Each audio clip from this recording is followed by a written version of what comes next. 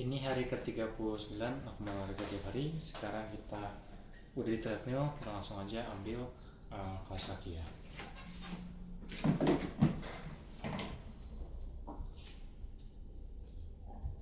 Sekarang kita pakai kaos kaki dulu.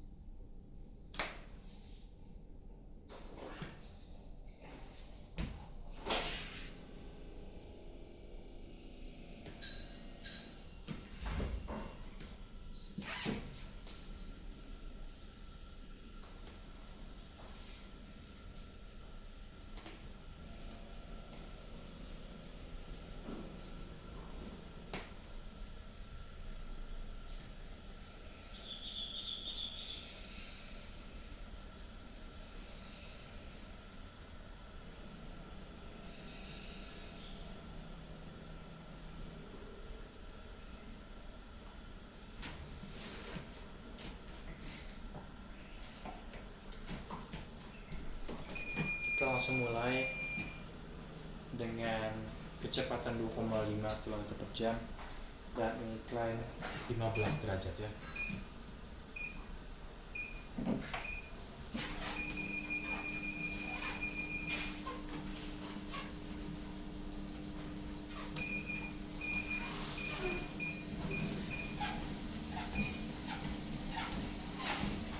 Kita ambil dulu buku yang bakal kita baca sembari kita olahraga. Yuk.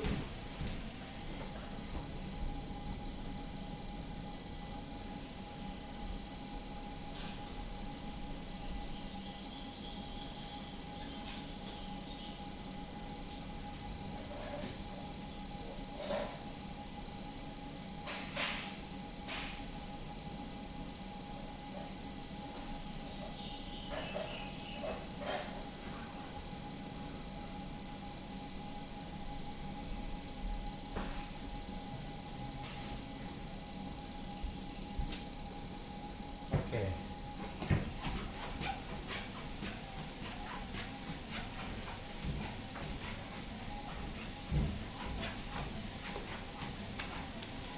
Kita mulai dulu di jamnya indoor walk.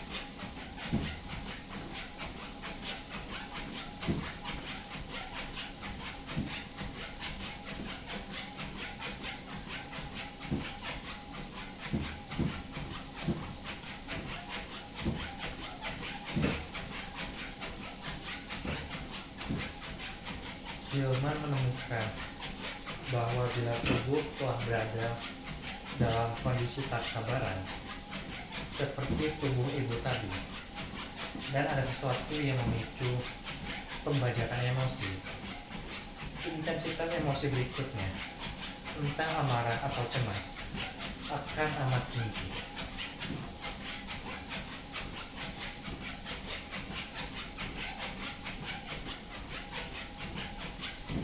Kerja dinamika ini tampak pada orang yang mengamuk. Zielman melihat meningkatnya amarah sebagai serangkaian provokasi, masing-masing memicu reaksi gugahan yang mereda perlahan-lahan. Dalam rangkaian ini, setiap pikiran atau persepsi yang memicu amarah berikutnya menjadi pemicu minor terjadinya lonjakan katekolamin yang dibangkitkan oleh amigdala. Masing-masing suatu pikiran yang muncul belakangan dalam rangkaian ini akan memicu intensitas amarah yang lebih hebat daripada pikiran yang muncul pada awal rangkaian.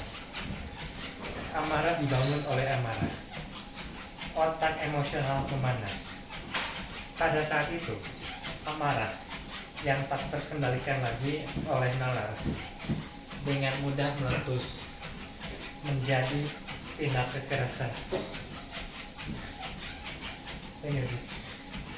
Informasi yang dapat meredakan amarah semacam itu memungkinkan adanya penilaian ulang akan peristiwa-peristiwa yang memancing amarah. Tetapi ada waktu-waktu tertentu yang dapat membuka kesempatan untuk meredakan amarah.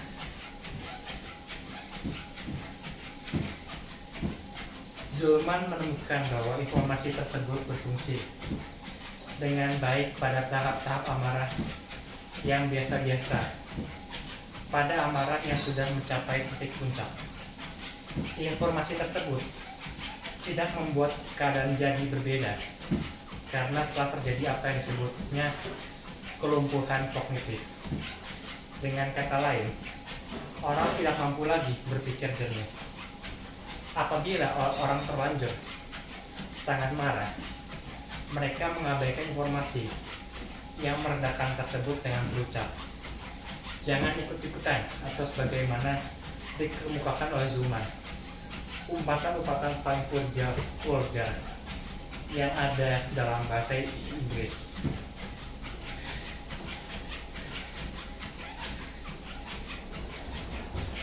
Peredaan.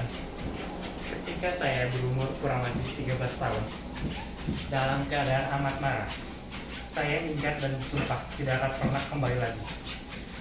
Hari ini adalah hari di musim panas yang indah, dan saya berjalan menyusuri jalan-jalan berpepohonan yang rindang. Lambat laun, keheningan dan keindahan itu menenteramkan dan menghibur saya. Setelah beberapa jam, saya kembali ke rumah dengan rasa sesal yang dalam dan hampir menangis. Sejak saat itu, apabila saya marah, saya melakukan hal ini bila sempat, dan ini adalah cara terbaik bagi saya. Kisah di atas dituturkan oleh seorang objek penelitian dalam salah satu studi ilmiah paling awal tentang amarah yang dilakukan pada tahun 1899. Studi itu masih merupakan model dari cara kedua untuk meredakan amarah. Meredakan amarah secara fisiologis dengan cara menunggu habisnya lonjakan adrenal dalam kondisi yang besar. Kemungkinannya tidak akan ada pemicu-pemicu amarah lebih lanjut. Dalam suatu pertikaian, misalnya, itu berarti menjauhi lawan untuk sementara. Selama periode pendinginan tersebut, orang yang marah dapat mengerem siklus meningkatnya pikiran jahat dengan mencari selingan yang menyenangkan. Menurut Zulman, selingan merupakan alat yang amat hebat untuk mengubah suasana hati. Dengan alasan sederhana, sulit untuk tetap marah bila kita menikmati saat yang menyenangkan. Triknya tentu saja adalah mendinginkan amarah itu sampai tahap ketika seseorang bisa menikmati saat yang menyenangkan itu terlebih dahulu. Analisis Zulman mengenai bagaimana amarah meningkat dan mereda menjelaskan banyak temuan saintis tentang strategi-strategi yang lazim dikemukakan orang untuk meredakan amarah. Salah satu strategi yang cukup efektif adalah pergi menyendiri sembari mendinginkan amarah tersebut. Sejumlah besar kaum pria menerjemahkan hal ini dalam bentuk pergi berjalan-jalan dengan bermobil. Temuan yang bisa membuat tertegun orang yang sedang mengemudi, dan ujar Is kepada saya, mengilhaminya untuk bermobil dengan lebih berhati-hati. Barangkali alternatif yang lebih aman adalah berjalan kaki dalam waktu cukup lama. Melakukan kegiatan berolahraga juga menolong meredakan amarah. Demikian pula metode-metode relaksasi seperti menarik nafas dalam-dalam serta pelemasan otot. Barangkali karena metode-metode itu mengubah fisiologi tubuh dari rangsangan amarah yang tinggi menuju keadaan perangsangan terendah. Dan barangkali juga metode-metode tersebut mengalihkan perhatian dari apa-apa yang memicu amarah tadi. Olahraga boleh jadi meredakan amarah karena alasan yang kurang lebih sama. Setelah tubuh mengalami peningkatan fisiologi tingkat tinggi selama berolahraga, tubuh kembali ke fisiologi tingkat rendah setelah selesai berolahraga. Tetapi periode perbedaan tersebut tidak akan berjalan baik bila masa-masa tersebut hanya digunakan untuk menelusuri rangkaian pikiran yang mengimbaskan amarah. Sebab setiap pikiran semacam itu sendiri merupakan pemicu minor untuk serangkaian amarah yang lebih besar. Keampuhan selingan adalah karena selingan dapat memutus rangkaian pikiran amarah tadi. Dalam surveinya mengenai strategi yang digunakan orang untuk mengatasi amarah, TIS menemukan bahwa selingan pada umumnya banyak menolong untuk meredakan amarah. TV, film, bacaan, dan semacamnya dapat menghambat pikiran-pikiran buruk yang menyalahkan amarah. Tetapi TIS menemukan menghibur diri dengan berbelanja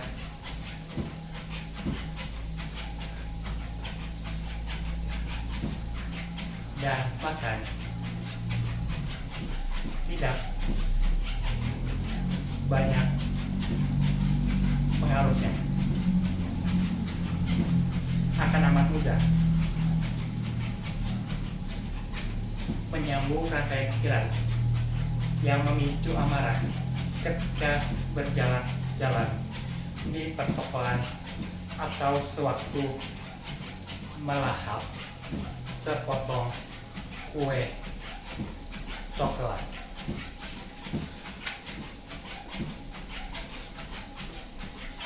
Pada strategi untuk meredakan amarah ini bisa kita tambahkan strategi yang dikembangkan oleh Redford Williams, seorang psikiater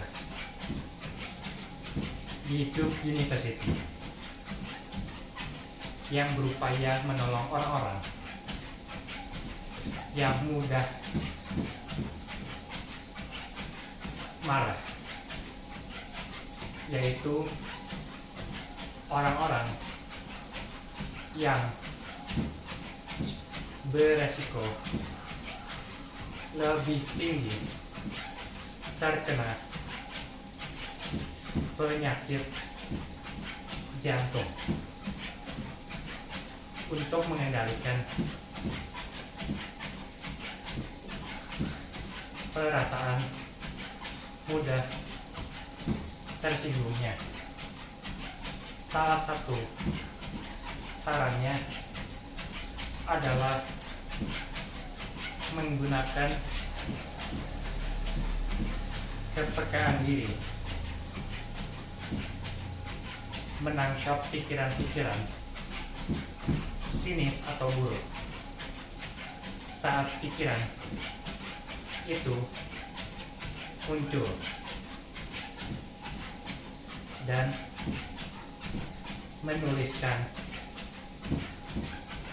pikiran-pikiran itu.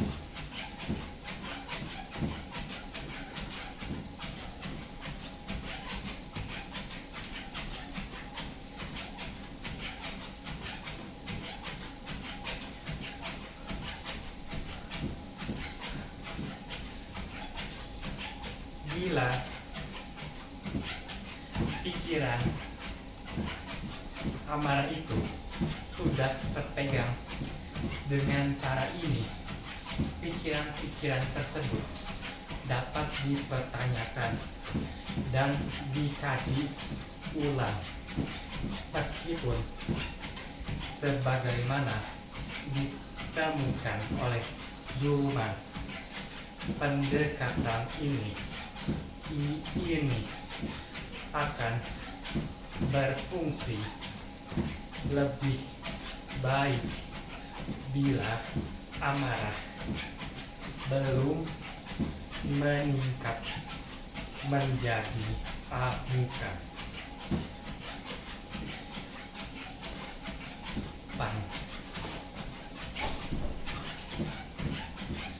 Pandangan yang keliru mengenai pelampiasan amarah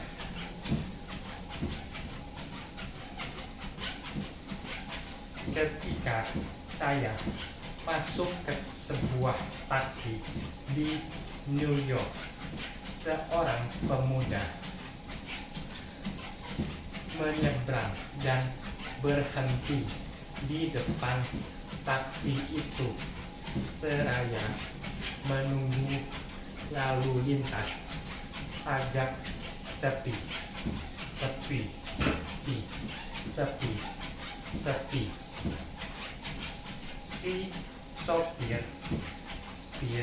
Si sopir yang buru-buru ingin berangkat mengklakson memberi tanda kepada si pemuda untuk menyingkir.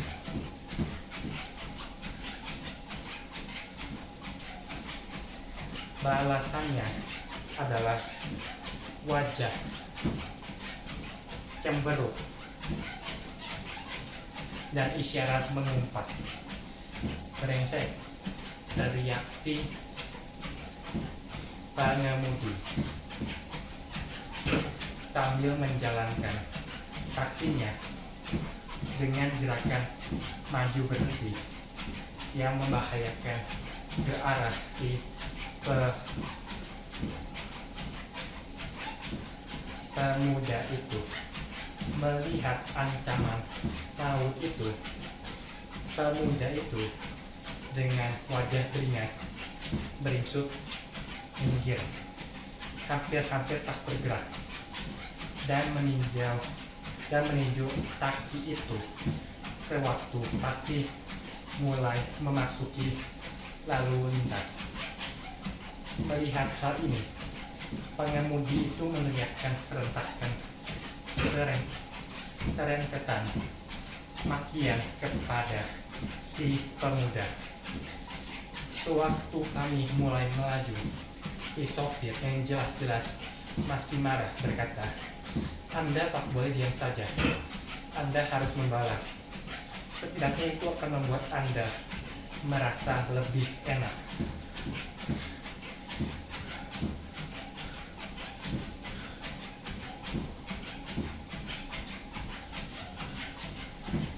Katarsis melampiaskan amarah terkadang dipuji sebagai salah satu cara mengatasi amarah. Teori yang berkembang berbunyi akan membuat Anda merasa lebih enak. Tetapi sebagaimana disyaratkan dalam temuan-temuan Zulman, ada alasan untuk menentang katarsis. Alasan tersebut telah muncul sejak tahun 1950-an ketika para ahli psikologi menguji efek-efek katarsis dalam percobaan dan berulang kali bahwa melampiaskan amarah tak ada atau sedikit sekali hubungannya dengan meredakannya. Meskipun karena sifat amarah yang memikat, tindakan itu terasa memuaskan.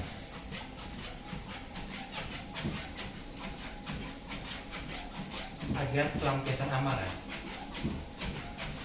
bisa benar-benar ada hasilnya, tampaknya ada syarat-syarat tertentu yang harus dipenuhi. Langsung ditunjukkan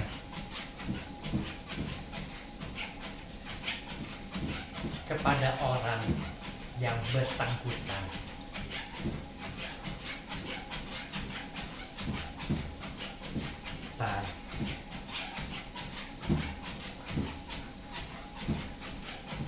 Dapat mengembalikan perasaan berkuasa atau mengurangi ketidakadilan,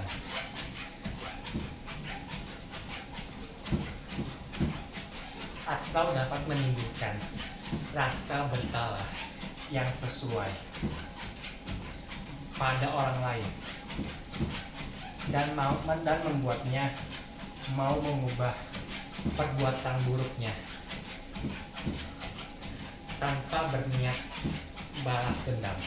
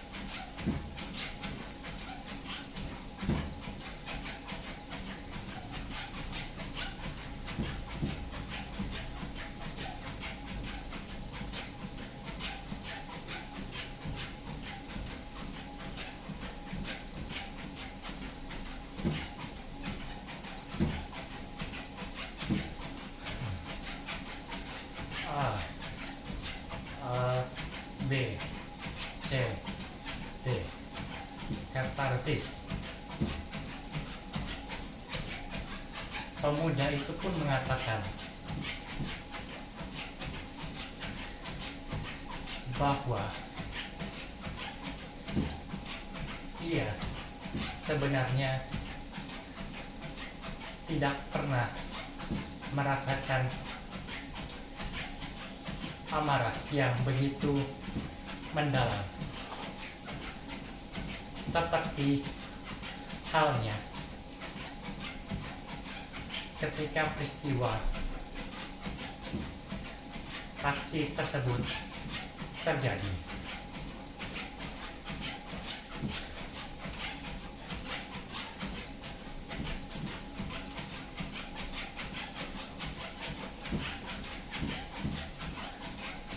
Hal itu membuatnya bertanya-tanya mengapa hal tersebut terjadi pada dirinya sendiri kala waktu itu. Ia kemudian meminta maaf kepada sopir taksi tersebut.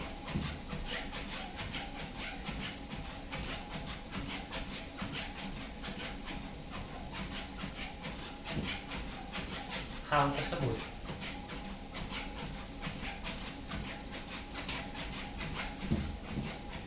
membuat sang sopir pun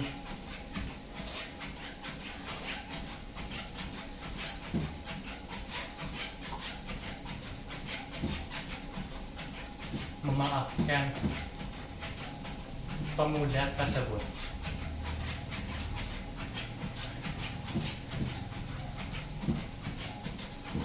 Dan merasa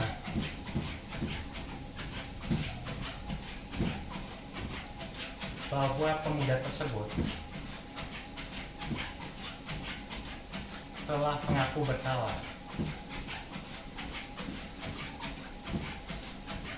dan meminta maaf tanpa ada niatan untuk balas dendam.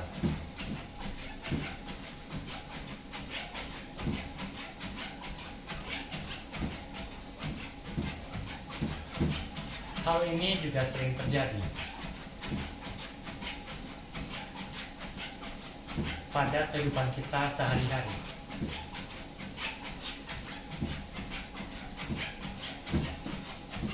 Walaupun level intensitasnya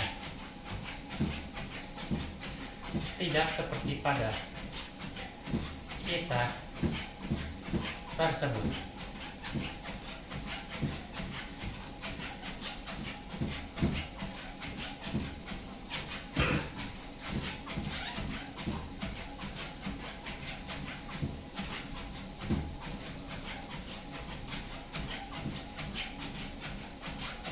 Kita balik lagi mengulas pembelajaran yang telah kita dapatkan dari chapter sebelumnya.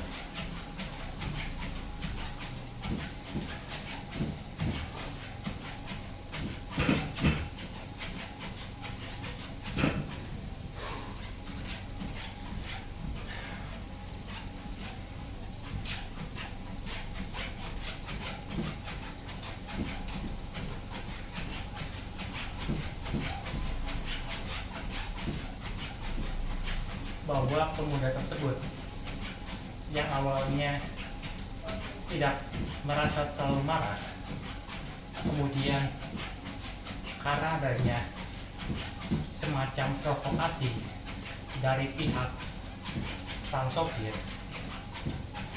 hal tersebut membuat amarah sang pemuda untuk kemudian meledak-ledak. Dan amarah itulah yang melewati batas nalar.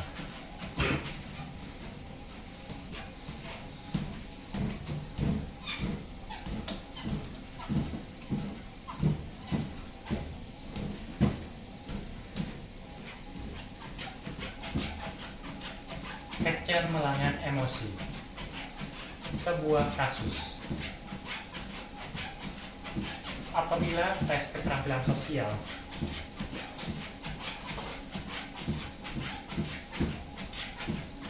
adalah kemampuan untuk menenteramkan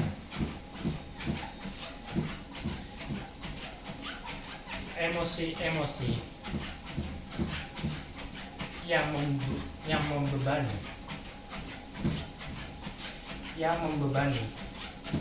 dalam diri orang-orang lain.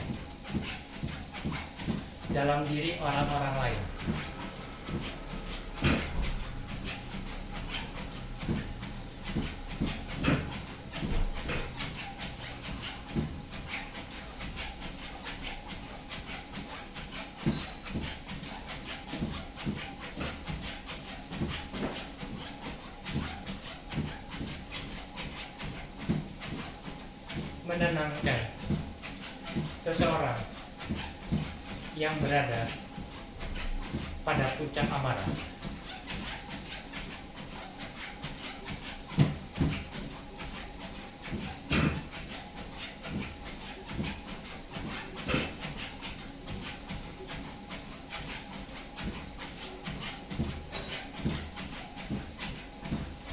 Barangkali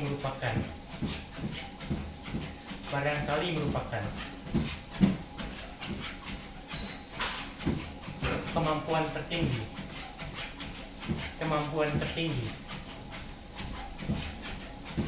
keahlian tersebut.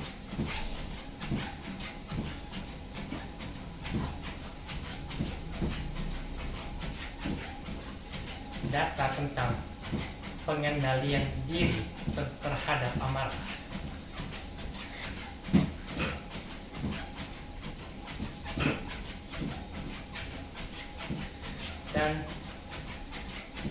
Dan menularnya.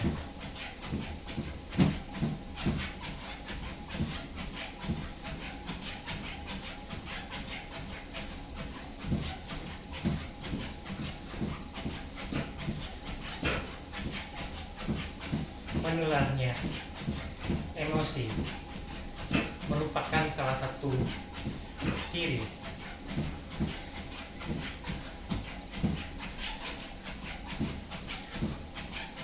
salah satu strategi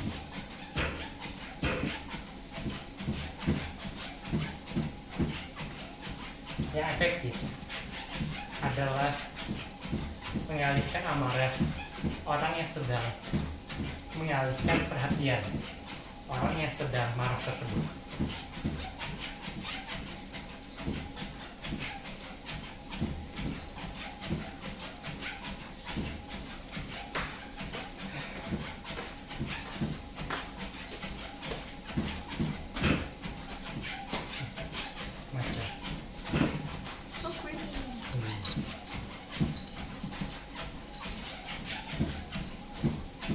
Menunjukkan empati atas perasaan dan sudut pandangnya.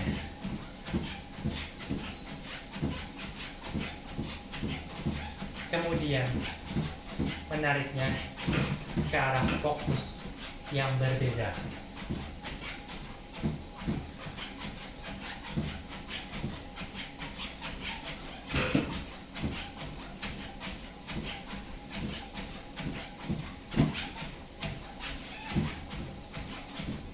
Fokus yang menyetarakan dirinya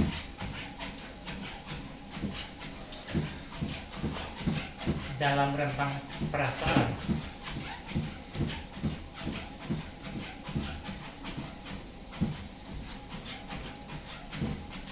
yang lebih efektif, yang lebih positif, semacam judo emosional. Barangkali contoh terbaik keterampilan yang amat mengesankan pada seni tingkat tinggi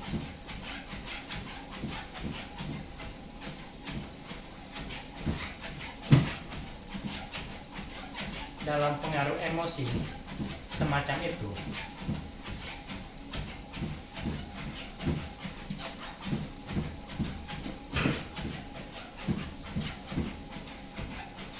adalah seperti yang dikisahkan oleh seorang sahabat lama saya.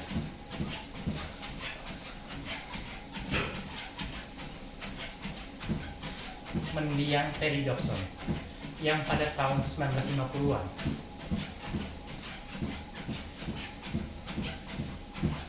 merupakan salah seorang Amerika yang pertama kali belajar seni bela diri Aikido di Jepang.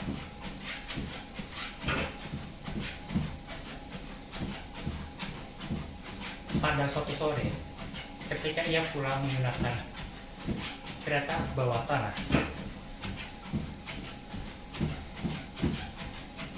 di Tokyo, naiklah seorang buruh bertubuh besar.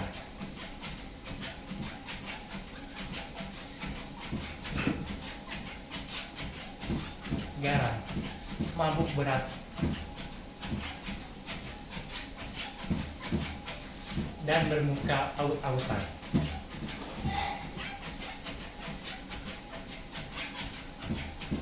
Orang itu dengan terhuyung-huyung mulai meneror para penumpang.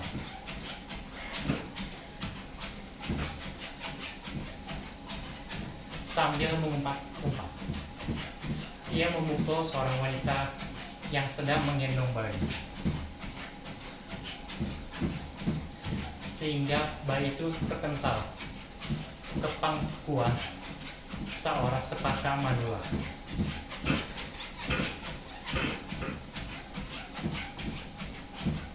Kemudian pria itu melompat dan mendesak segerombolan orang di ujung gerbong lainnya.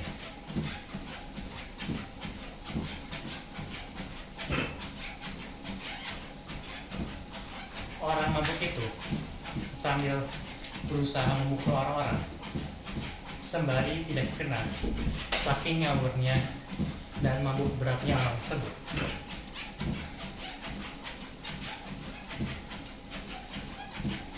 Meraih tonggak logam di tengah-tengah gerbong.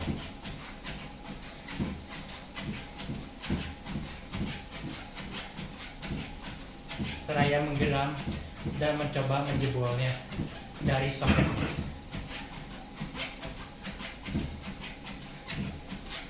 Pada saat itu, Perry yang sedang berada pada kondisi jasmani puncak karena telah berlatih Aikido selama 8 jam sehari, merasa terpanggil untuk campur tangan, karena kalau tidak,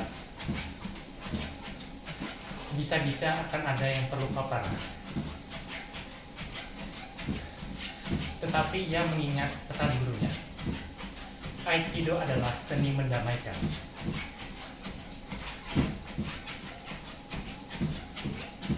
Siapapun yang berpikir untuk bertarung berarti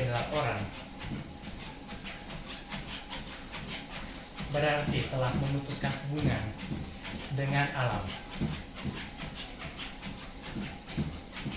Apabila kau berusaha menguasai orang, maka kau sudah kalah.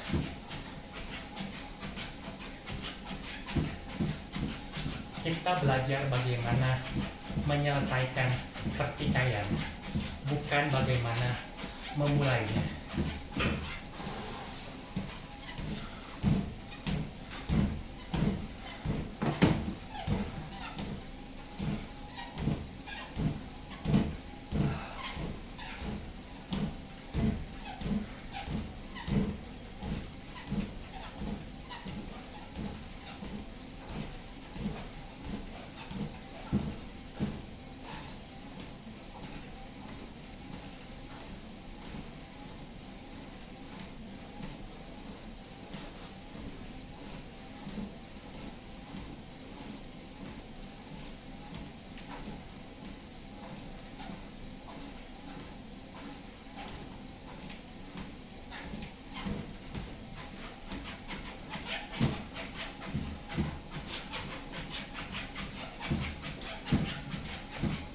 Dan tebak apa yang terjadi selanjutnya.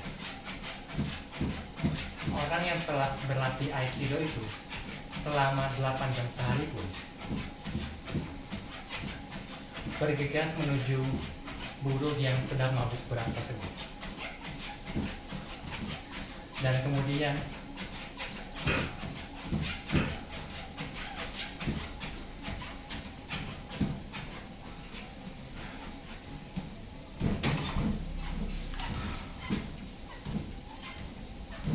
sesungguhnya Perry sudah berjanji pada dirinya untuk tidak pernah memulai perkelahian.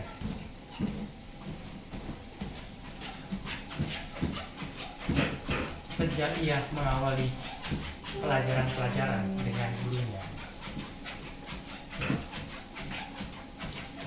dan menggunakan keterampilan seni bela dirinya hanya untuk membela diri. Ini pada akhirnya ia melihat peluang untuk menguji kemampuan Aikido-nya dalam kehidupan nyata. Dalam kejadian yang jelas-jelas semua penumpang lain duduk terpaku di kursi mereka. Terry berdiri tegak, perlahan-lahan dan hati-hati.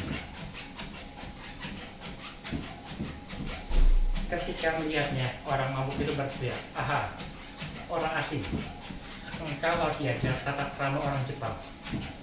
Dan mulai bersiap-siap menghajar Terry.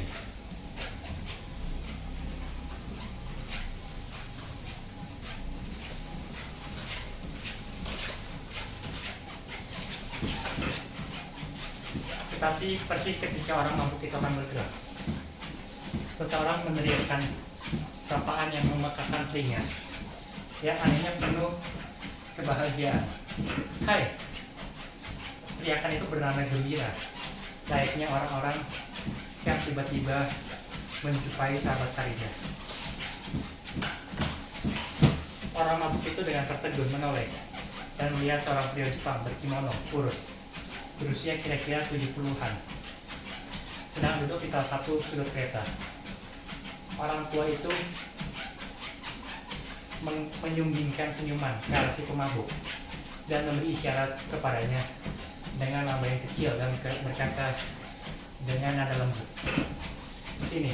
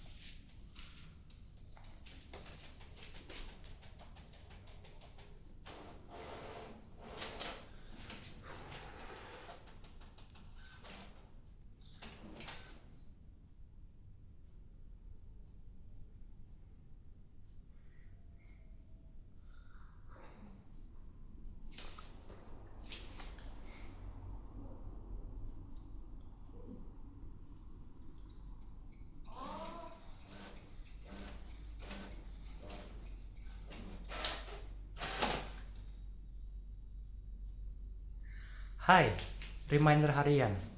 Apakah kamu hari ini sudah menjadwalkan kapan olahraga? Gak usah mikirin mau olahraga kapan, tapi apakah kamu sudah berencana dan menjadwalkan buat olahraganya kapan?" Itu hal penting pertama, karena dalam membangun kebiasaan, kita harus punya yang namanya trigger. Dan trigger terbaik yang pernah aku buat selama ini, sejauh ini, adalah jadwal. Jadi ketika jadwal olahraga nanti akan muncul alarm, training, dan ya aku tinggal melakukan step gampang dari situ untuk kemudian mulai untuk berolahraga. Jadi kalau misalkan kamu belum, yuk kita mulai besok, jadwalkan aja mau olahraganya kapan. Gak usah mikirin buat bener olahraga. Step pertama, jadwalin dulu aja mau kapan. Oke, sekian buat pengingat harian Anda untuk berolahraga. Jika Anda ingin diingatkan terus seperti ini setiap harinya, jangan lupa follow akun ini untuk mendapatkan konten-konten tentang olahraga dan self-improvement lainnya. Salam sehat, salam olahraga. By the way, hari ini olahraganya selama 30 menit aerobik. Mantap.